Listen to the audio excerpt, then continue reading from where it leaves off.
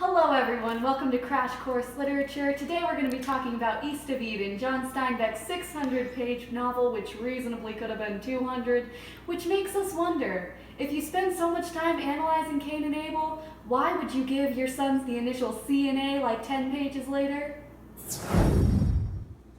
Growing up in the Salinas Valleys with his three sisters, John Steinbeck had a typically normal childhood, with the exceptions that all of the great novelists have, with having their unique personality, with Steinbeck having locking himself inside his room or attic for possibly evenings to days, just writing his stories.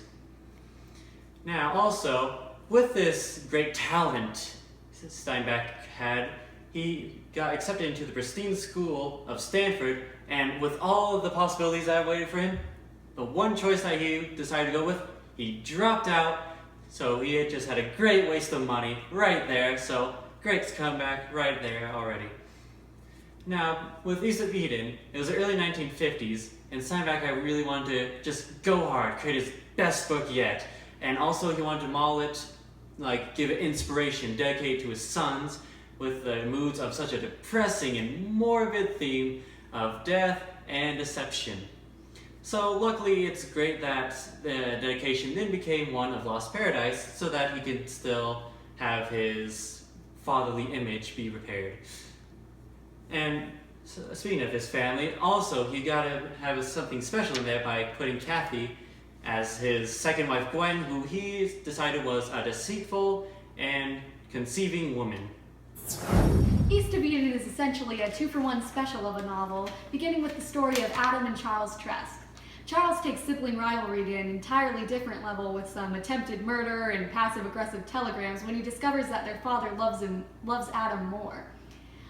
Adam's father loves him so much more that he sends him off to war for a couple of years. And when Adam returns home, he and Charles live off their father's corrupted fortune and have a very complacent life on the family farm, which is disrupted by the arrival of the love of Adam's life, a deceitful, manipulative, conniving, psychotic, charming murderer by the name of Kathy Ames.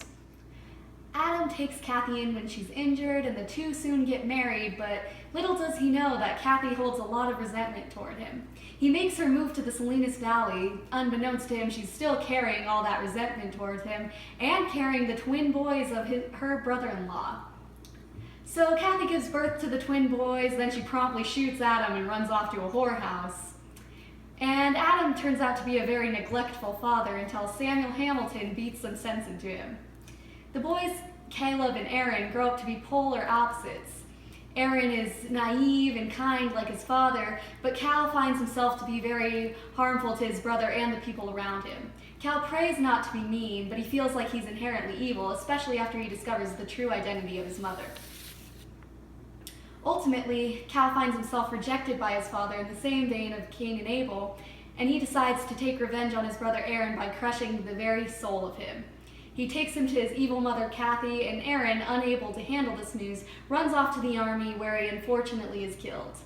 So Kathy ends up killing herself, and Adam has a stroke, and with his final breath, Adam pushes Cal to take hold of his own destiny if he wants to do good in this world. East of Eden basically retells the story of Cain and Abel twice, and the major theme of the novel lies in the conflicts between temptations, inherent sin nature, and choice, which are told through the novel's characters. So in the novel, there's a broad spectrum of good and evil characters. On the good end of the spectrum, there's Samuel Hamilton. He's a beloved character in the Salinas Valley. He knows people on a very deep level, and he gets into Adam's life and brings him out of his rut after his depression when Kathy leaves him.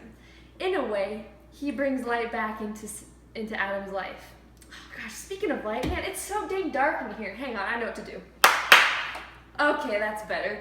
So on the evil end of the spectrum, you have Kathy, and she is probably the worst character ever written, and that's what makes her so good to read. She is described as a snake, given her snake-like eyes, her snake-like teeth and ears. And she's a big temptress. She tempts Adam into thinking that he's going to have a better life, really, when she just has her own selfish motives. So this woman is really evil. She believes that nobody has good in their hearts. She believes that people are just doomed to their evil fates, and so she may as well get what she wants out of it. So you got your good guys and you got your bad guys. Well, who's in the middle? Well, you have Adam and Cal. Adam, he's just a human. He's just a guy. You know, he is easily tempted. He's very naive, very sweet, but he's kind of an idiot. I mean, he marries Kathy, and, well, it doesn't go well. So then there's his son Caleb, who is resembling Cain from the book of Genesis, and he's an embodiment of sin's nature and free will. Cal has a mean streak.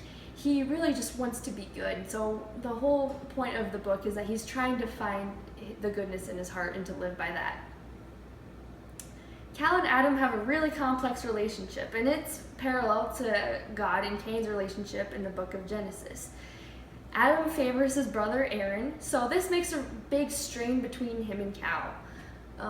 Cal is, he has his mother's evilness, and so once Aaron dies, really their relationship is really separated. Adam doesn't believe that Cal has any potential. He doesn't believe that he can be good, but at the end of the novel, they finally reunite and they heal their relationship. The main meaning of the novel and its entirety can be summed up into a singular word: Timshel. Timshel is the Hebrew saying for thou mayest, which is easily explained by Lee as you may rule over sin, but it's up to you whether you do or not. This is an overarching theme and discusses the idea that no person is inherently good or evil, per se. It's up to oneself to choose, which directly impacts Cal, who feels as though he is doomed to repeat the past and follow in his Uncle Charles' footsteps.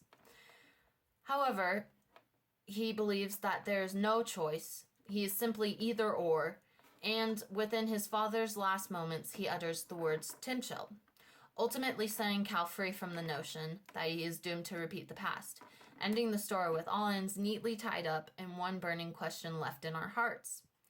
Which path will Cal choose?